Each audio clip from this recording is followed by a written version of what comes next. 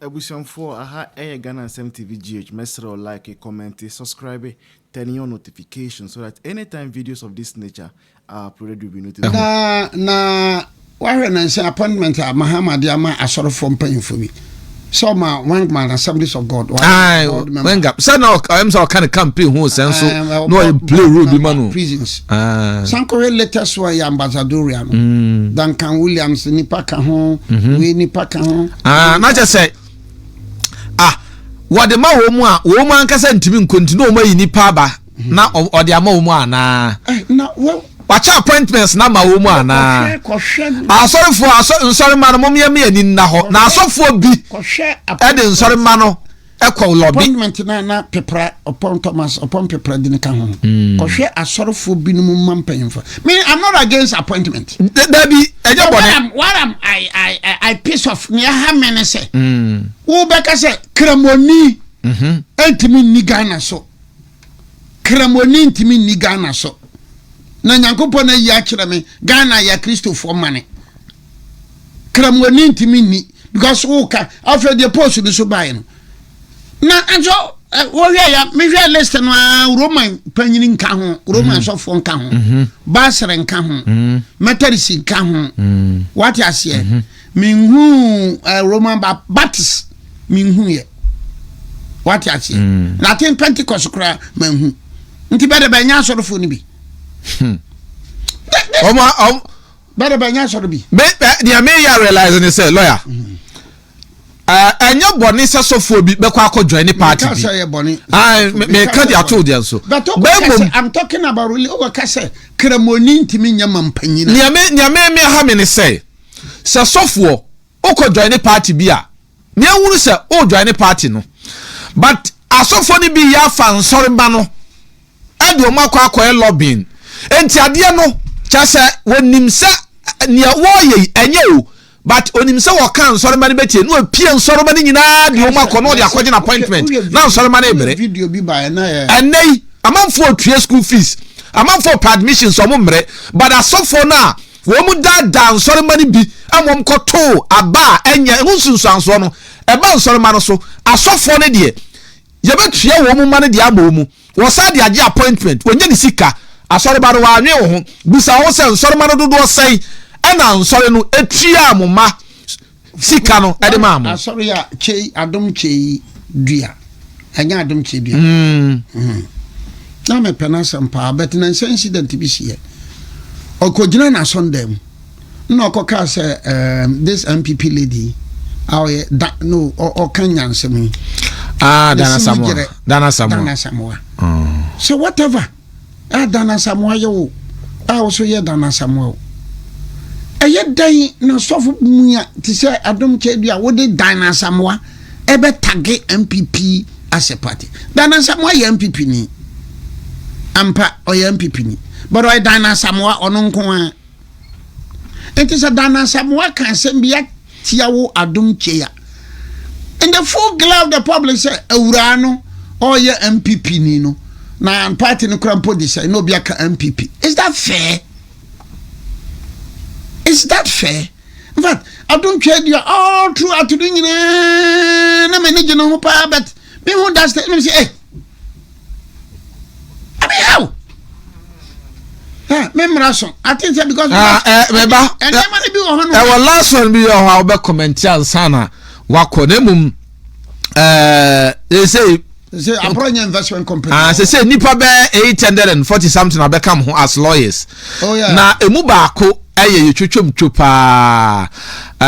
Dr. Samson Anoma we lecturer ewo KSTU Kumasi Technical University. Ayotaba Muhammad. And say one also congratulations. Yeah, congratulating pa yentimi show because of technical challenge. And Dr. Samson say we esquire Anna open I was time an another Rimonacha said debi Timmy say won't to be so me tesa ania mana ekosona eto kwamba fo eto won't to me na de ekosona me can say I take consolation and Rimonacha say debi a best sister necessary Necessary. Also my canon press. Necessary. Then one so casem SS bio no come. Oh, na sabi there so me comfort. Depi. Versus Fasani nsu yanka. Depi. Eno na mami suma mana Ghana. Sena debi esesa. Wan hwa ne ye beba no. Ebe yehu. Esesa de bia. Edi na beba. Die na die mfoni ye twa kire usabri. Edi da achi mfoni ban na twa kire wo. It will be dangerous. It will be dangerous. It will be serious. It will be bloody. It will be unpleasant. It will be unpalatable. It will be distasteful. Ebe Dabi na bon tofa. Ebe yehu. Ya de bia na yeko. Sampa. Oh, usha ni yeko na metete. We dey ave ya na me dem. Ase concentration no wo intimidation no so se amamuo. But look, we are knowledgeable. Who nim die back in culture. Oversere. We nim die. Who nim ade. Who can ade. Who pehu. Who pesha. Enyo esre. Now, would you show any more? Now say, Misuma Ghana dachi. Misuma Ghana. Metiasia. Mejinanuma biem pomane meshe. Mentiasa so me wu anama wasama do nipa bekam. Ebe yehu. Ebe sipai. Yeah, after the passage of PDA in 1958 omo ye se PD omo kwame nkoba ye se we are itimi se we se ya use no obi kura ho anu ma oni ni dishi ya kura mpo a CPP ni mate ho ni oni ni dishi ya kura yitim chew an wa ku twatrato so wakaseti ankonoma wakaseti ya CPP. What I say? Yacho. When you could share Bahon Crown or could tro. Yacho. Nina chino every Nina chin. Look, near Cosono. And can say, you say, the beer munya and yet to one year come back or some bichanamo. In 1982, Wama Rollins no me ku nyina. By 1988, na akatapore no mo nyina Rollins no me nyina awo mu gigina mu ma Rollins no. No Rollins de bentem atete. Ani aduma kunya meche no. Aduma kunya meche de kra de 1979. Ni bentem atete. Chrysatum akatapore. Nyanyanyen ya zebu. Omo nyina. Ebi investigation yidana ye nhwehwemu about judges no wu na yidana koma kwadwo chikata dini bam ye twakwa ye bok akire wo mchi yidana bon kwa adu se opeso yeku court ni dinasem yidana sama da nso court dem obu afokodem Yida na damu no time son says be yi no but instructions from above tresema ye new them Yida na san damu be mfie numa na there was no warrant covering Yida na as from above na shas yache se amanfo wa working kan CPP ni mate ho niema from 1958 59 60 ebedru 66 24 February 1966 abetu Kwame Nkrumah amanfo etisi krom agye wo mani no ebi nsi Ghana had that not even 6 March 1957 independence kromani anyesa omani anyesa 24 February 1966 na bi so wanhwe se bi besia sabio ebia beye Mahama NDC abane no amanfo amano ko na wanhwe bi besi enti mina minima abakosem no mehwe niam no sa me Nyankopon no sro bo amne men trans ni hu da sa dey no ebeba me pa hwe keke na menya hwe ni me wu da no akora mepe uye se be conditions ni ade ase ya heda sheda se ya be ha obi we dey kura be in the 1960s no ni ya ni wasam kura ai jebi dankwa de ni complain enya court ya chi jebi dankwa no ya de ni condemn cells nazo kokunu mpono no we obesebe lamti imano obesebe lamti wangu oye mere peche no mde to funa dakam no mde nadowa bobo nti obesebe lamti ni death certificate imano obesebe lamti oni death certificate Otanka papa no so ni America ni ono de ole CPP ni no onka bi madam for anoche onka se me ditora CPP ni bi onka janto anmo ne wo let them call in and fall in so bribo ditoro ene wo mo ye Kwame Nkrumah anniversary bia utim se amanfo patu yenso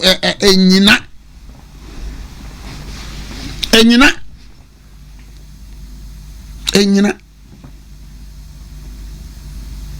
etibishani yakono be condition no NSS ni achiwe mis na baba yi benim dache